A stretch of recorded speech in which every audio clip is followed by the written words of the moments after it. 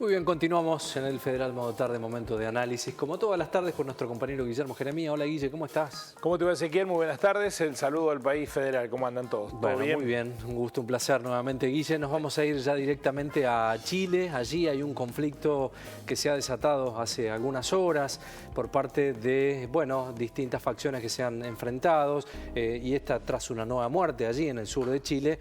Piñera pedirá extender el estado de excepción para controlar la violencia. La justicia investiga el enfrentamiento entre un grupo mapuche y las fuerzas de seguridad que terminó con un comunero muerto y 3 heridos. Vamos a hablar con Javier Pineda, que es abogado, militante popular, está allí en Chile, nos va a hablar sobre este tema, a ver, cuál es la situación allí.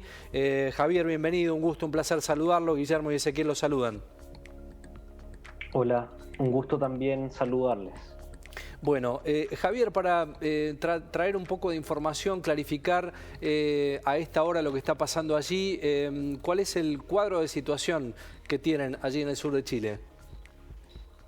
La situación está bastante tensa, producto que el día 12 de octubre, una fecha importante que marca la invasión por parte del Imperio Español a nuestra América, el presidente Sebastián Piñera decide decretar el estado de excepción constitucional de emergencia en el Gualmapu, específicamente en 4 provincias, que son las provincias de Cautín y Malleco, que corresponden a la región de la Araucanía, y en las provincias del Biobío y de Arauco, que corresponden a la región del Biobío. ¿Qué significa el estado de emergencia? Significa de que el Estado puede recurrir tanto a los infantes de Marina, en el caso de las provincias cercanas a la zona costera, principalmente de Arauco y Biobío, y al Ejército de Chile, en el caso de la Araucanía. Y eso lo que ha generado es un recrudecimiento de la militarización que ya existe en el Gualmapu, puesto de que Carabineros de Chile es una policía militarizada, pero esto ya se agregan efectivos de la Marina y del Ejército. Nosotros junto a varias comunidades estábamos trabajando un recurso de protección precisamente para solicitarle que los tribunales superiores de justicia chilenos decreten ilegal este estado de excepción, puesto que tiene 2 grandes falencias. Una, la justificación es absolutamente absurda en términos de es un decreto completamente débil, son 2 páginas donde anuncia de que esta es una zona que tiene problemas de narcotráfico, terrorismo y delincuencia. Nosotros demostramos con estudios propios de la Fiscalía Nacional, del Ministerio Público, que esta no es una de las zonas con mayor violencia a nivel nacional. Por lo demás, no es una zona con presencia de altos delitos de narcotráfico y además no figuran casos de terrorismo en los últimos 10 años. El único condenado por terrorismo fue un agente de la Policía Nacional que confesó la comisión de determinados delitos y que incluso fracasó en su intento de enjuiciar a otras personas. Por tanto, no hay terrorismo en términos legales, más allá de que mediáticamente se ocupa mucho esta expresión. Y ayer lamentablemente ocurrió algo que veníamos anunciando, y era que el estado de excepción ponía en riesgo la seguridad e integridad física y psíquica de las familias de comuneros mapuches, y lamentablemente se produjo un asesinato, hubo disparos a quemarropa de personas que se ubicaban en un cruce posterior a una movilización que había existido, pero estas eran personas que se encontraban de tránsito impedido por las fuerzas policiales, y cuando les dan el pase, según los que hoy día nos relataban en el hospital de Temuco, donde estuvimos acompañando a las familias, es que un oficial de la Marina o de Carabineros, no tienen claro, procede a disparar, hiriendo y asesinando a una persona, hiriendo incluso a menores de edad. Hoy día estuvimos presentes cuando estaba siendo operado en el hospital un menor de 15 años de edad. Y también se habla de que hay una niña sin identificar, los parientes y familiares aún de 9 años, que también habría resultado herida. Javier, para que lo entendamos, ¿cuál es el rol de un comunero en la sociedad chilena? ¿Cómo se puede caracterizar? Digo, para que comprendamos la figura de la persona asesinada. La expresión comunero se suele utilizar para el mapuche que aún vive en sus comunidades, en sus unidades territoriales, en sus LOF. y es una distinción en particular que uno podría decir una persona mapuche en general, pero hay mucho mapuche que también vive en las ciudades, por tanto cuando se habla de comuneros dice relación más bien con su comunidad, es decir que todavía siguen y la mayoría de ellos están en proceso de resistencia ante el extractivismo, ante las empresas forestales, incluso hay procesos de más avanzada de procesos de recuperación territorial. Y la otra pregunta está ligada con la matriz del conflicto, porque vemos que en la Argentina hay una simplificación y a esta hora se está utilizando mucho esta situación que está sucediendo en Chile para emparentarla con el reclamo histórico de tierras por el pueblo mapuche en la Patagonia Argentina. Hay una utilización coyuntural del poder menguado del presidente de Chile para aventar el conflicto con los mapuches y fortalecerse con un sector de la sociedad.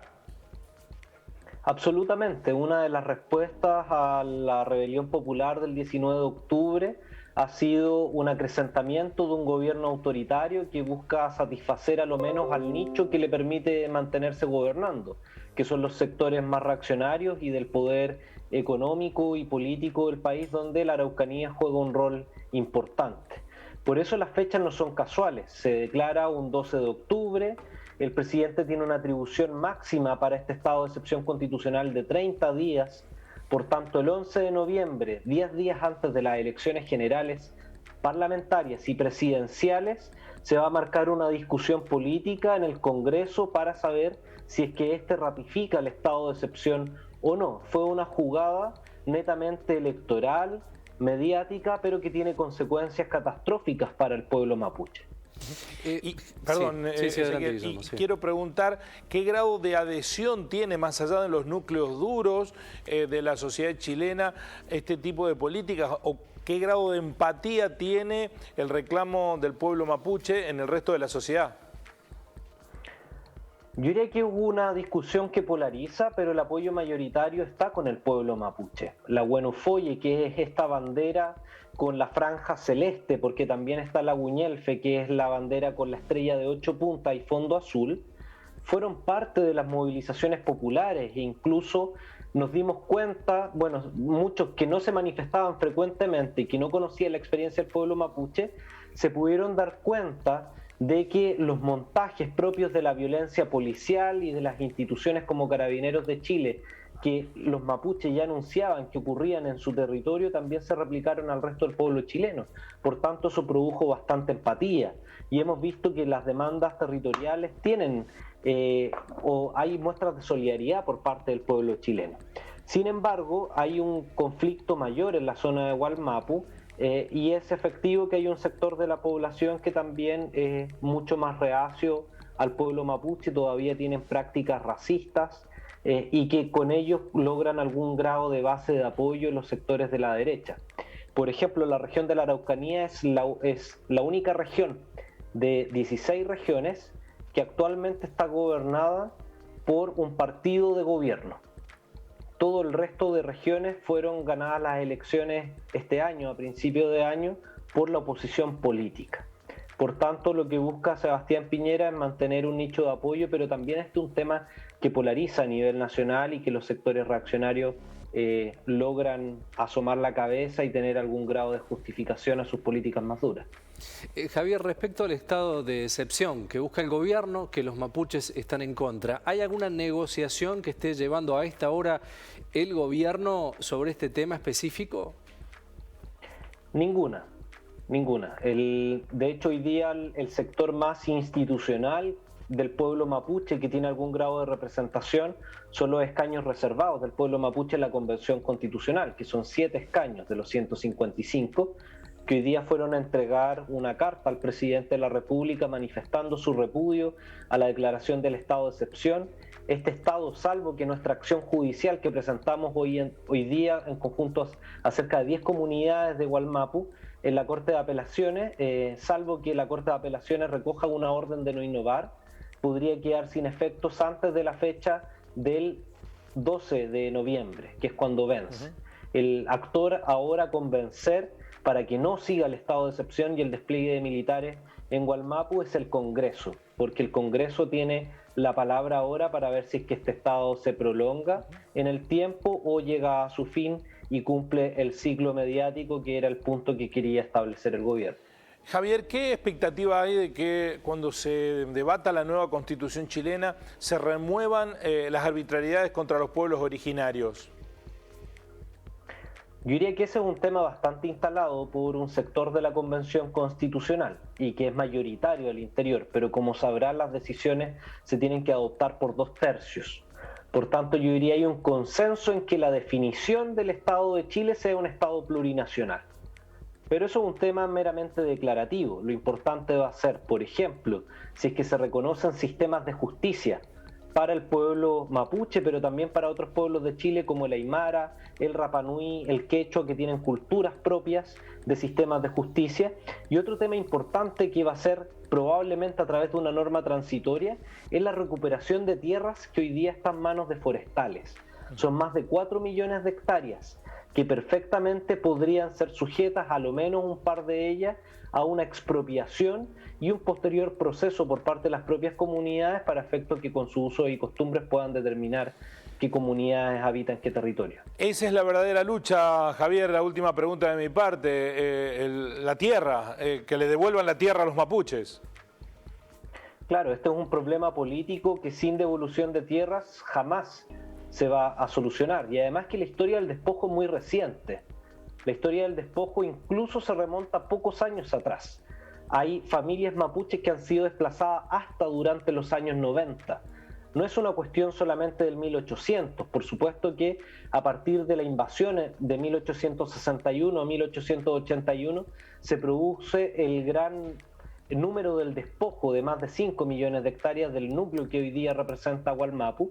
Pero luego también ha existido un despojo sucesivo respecto a los títulos de merced, que fue la forma de reducción a la comunidad mapuche en una unidad mucho más pequeña, pero que incluso el capital extractivista fue apropiándose de esas tierras también. Pero el pueblo lo tiene demasiado claro en términos de que sin tierras no hay paz.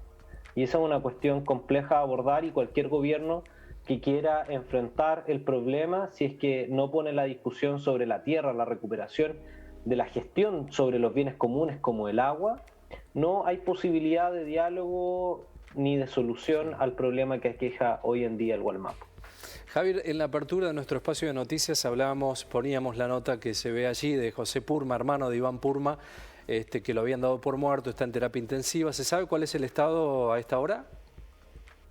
Todavía sigue en estado crítico. Según lo que han informado, lo han sometido a varias operaciones, se mantiene en la UCI, la unidad de cuidados críticos intensivos.